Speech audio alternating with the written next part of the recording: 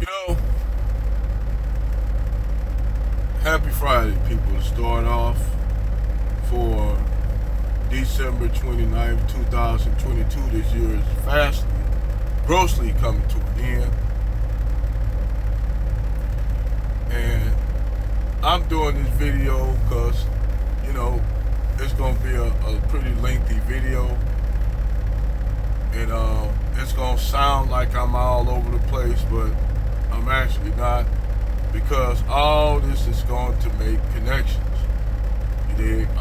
Everything that I'm going to tell you all is going to make connections. So that's why I had to slow down. I gotta slow myself down because a lot of times I do videos. I'm amped up on Monster Energy drink. Done drunk 2 or 3 Monster Energy drinks for 5-hour energy because I'll be driving at night. So I'll be really amped up. I'll be like freaking like at 100 miles an hour in the slow lane. So I'm not hyped up on Monster Energy drinks, which people say that's really bad for you. But shit, hey, you know, it keeps you up at night. Something gonna take me out anyway. It don't make a difference. It's pretty much you have healthy people that live healthy lives that kick the bucket. So, not saying that it won't happen to me, but it happens. You know, everybody check out. Eventually, everyone gonna check out, depending on how it's just on how they're gonna check out. But anyhow, when you look at one issue I'm gonna talk about is the what you would call the Negro mouthpiece. And what you all are asking the question, what's the Negro mouthpiece? The Negro mouthpiece is an important tool in the white supremacist toolbox. They're very important.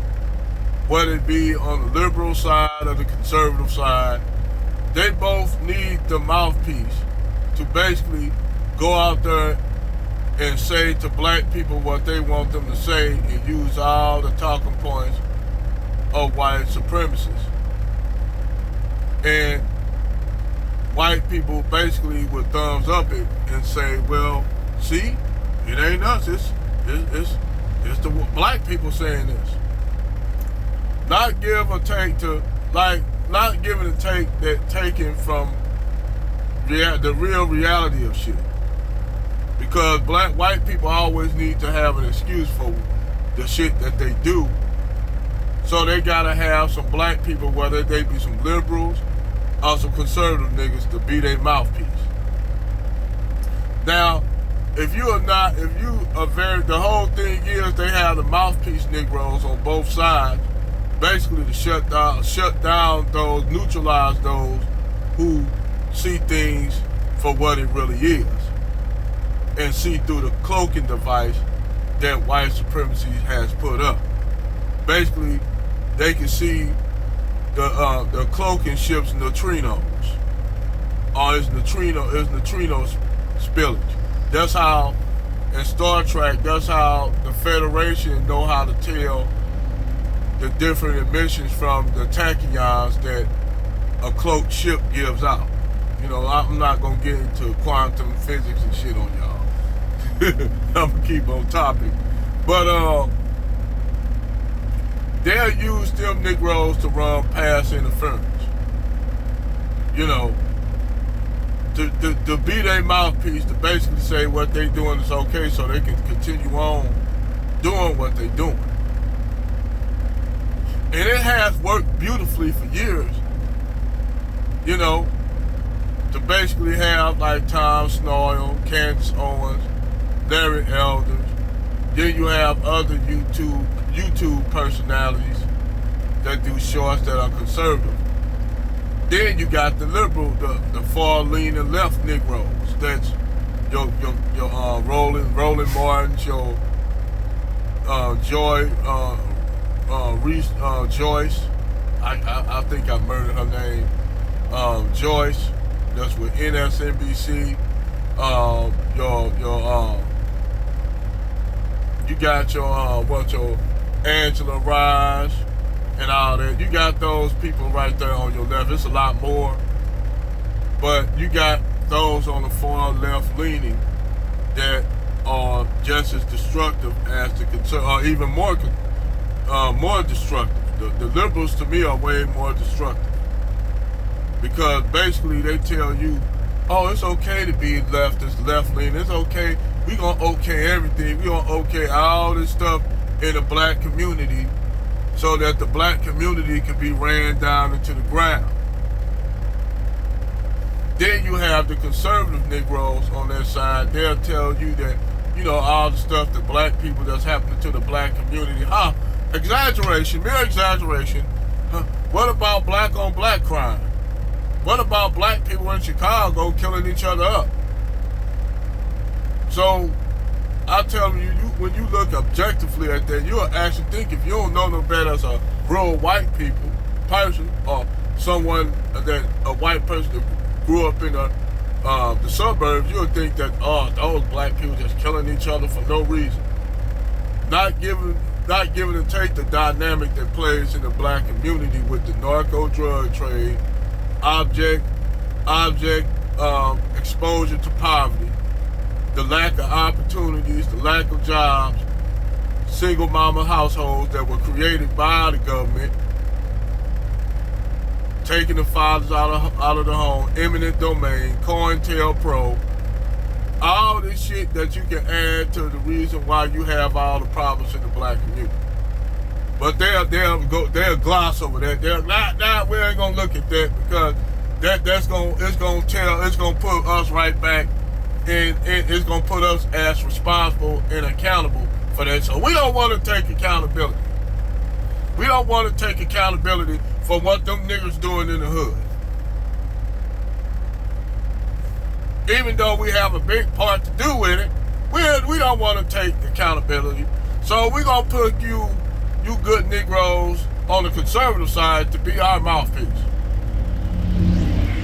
Meanwhile, while they're using you liberal Negroes and you conservative Negroes to do their bidding, these white people, white supremacist people that's on the left or the right, they actually partake in some of the same bullshit together. They'll sit up there on some Jekyll Island shit in a smoke-filled room, planning on how they gonna do shit. Because the actuality is, these people actually been pulling the wool over all you all's eyes. But due to the fact that the liberal Negro and the conservative Negro so ignorant, willfully ignorant, both liberals and conservative Negroes are so willfully ignorant, on either side they'll think that these two are opposing sides. When in actuality, they're not opposing sides. They just take a vote on who's gonna run the United States to the ground. Because actually they pulling the same curtain on white people's eyes to make it look as though the thing is, they'll use poor white people or middle class white people to make it think, it's illegal immigration. It's the black people and the high crime rate. Even though these white people rarely go to the urban areas, and the only white people that live in the urban areas are the people that live in the urban areas. They don't make no complaint about what's going on in the hood, because you also have white people that live in urban areas along with the black people. So they know what's going on, but see, they ain't gonna even listen to them. Like you had, what's that dude Sarge was talking about? I had to look his channel up. I forgot the dude's name, Chronic something. I can't think of that guy's name. He's a white dude. And everything this white dude's saying is basically saying how the white guys who are what you call the boomers are fucking young white men, ex-Gen X's and white millennials up by telling them that they lazy. Basically the same talking points that they've been using for black men and black people for years they lazy, they need to get their ass up. Now they saying this shit, they telling young white men this shit. So now these young white men are arming up, and basically these white guys are pissed. Now the funny thing is, you would think that these white people will put two and two together to think like this, and put two to two together and find out that, wait a minute, they using us too, like they told, they using us like they use, they using black people. They doing us the same way they did black people. You would think that these guys will figure this shit out, or be able to put them puzzles that together, pieces together, and find out, no, it's not black people the problem. It's not illegal immigration that's the problem. It's these white oligarchies, or the oligarchies, or the white elites, who are the problem. They are the ones creating all these issues in the community because they got to keep everyone at each other's throat. It's like they use Asian people against black people.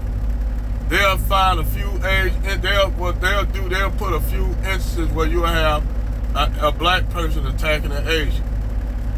See, that's Asian, but that's black people attacking Asian crime. The black people are attacking the Asians. Oh, we got to do something with this anti-Asian racism. You have more attacks by white people on Asians than black people on Asians.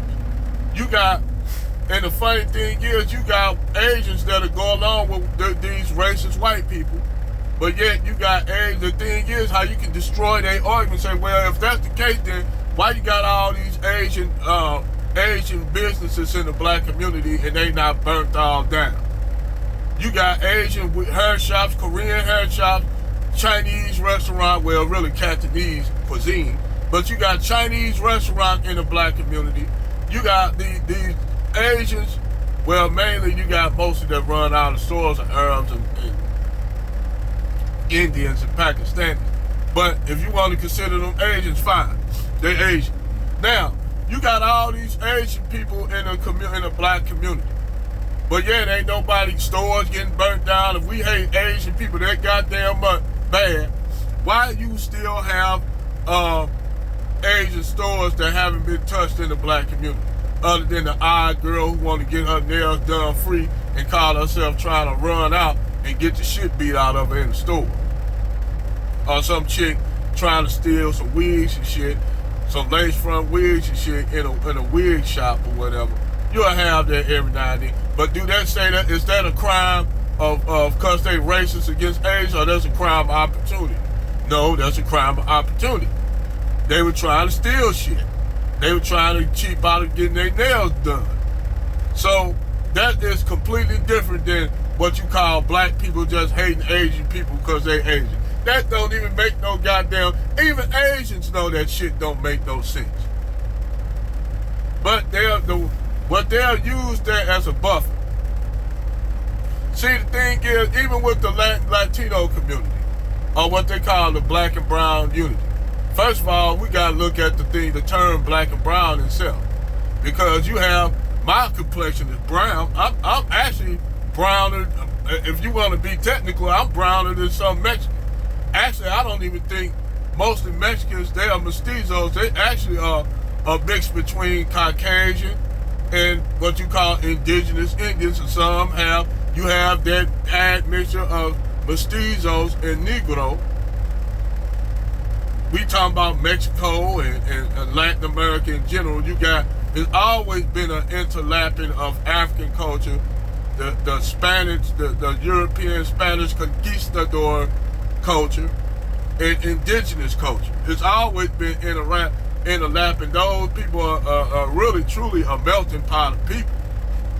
But they would use the mestizo class against the Negro class, or the indigenous Indian class. They do it down in Latin America, but they'll want you to think in places like the Puerto Rico, Cuba. Well, Cuba, actually, Cuba and fucking Cuba and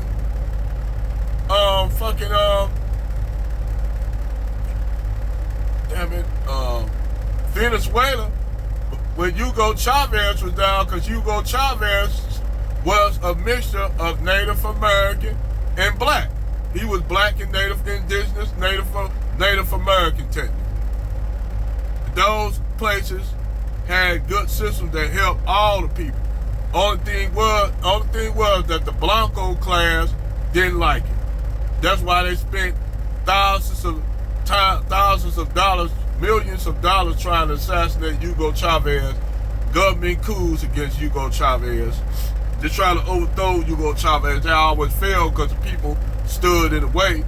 Eventually, Hugo Chavez just passed away. But anyway, Hugo Chavez had a good program for the people down there in Venezuela. Same thing with Fidel Castro. There's a lot of Cubans that escaped Fidel that came over to the Americas, so they say it's a repressive communist regime. But you know what? Down there in Cuba, they had free healthcare. All the shit that they had in Cuba, United States don't got over here. Cuba has universal healthcare. You can go over there and get top state-of-the-art surgeries over there in Cuba. Even the people in Cuba, the Cubans that came over there now, talk shit about Cuba, go back over there to Cuba to go get shit done that they can't get over in the United States because it'll cost them money. Yeah, they ain't gonna tell you about that shit down there. I know a whole lot of Cubans that say they'll go back to Cuba to get certain shit that they couldn't do in the United States done because Cuba the only one that do it for free. But they'll tell you that Cuba is a socialist communist state. See, that's why I keep telling you people. Socialism is good for some things. Socialism is not, conservatism is good for others. We got a whole socialist system, but they'll tell you socialism is bad. Socialism is bad. What about unions? Workers' unions and shit that protect your jobs. You get injured on the job, the union come out and protect your job. And you have representatives from the unions. Instead of you working at a job that don't have no union, you get injured, and that's it, your ass get kicked, your ass done. They'll try to find a way to get rid of your ass. Even after you came back from your job, after you got in, they'll injure you if you didn't have no union. How I know, and that's why I support unions, because the job I had was a unionized job. I do support unions.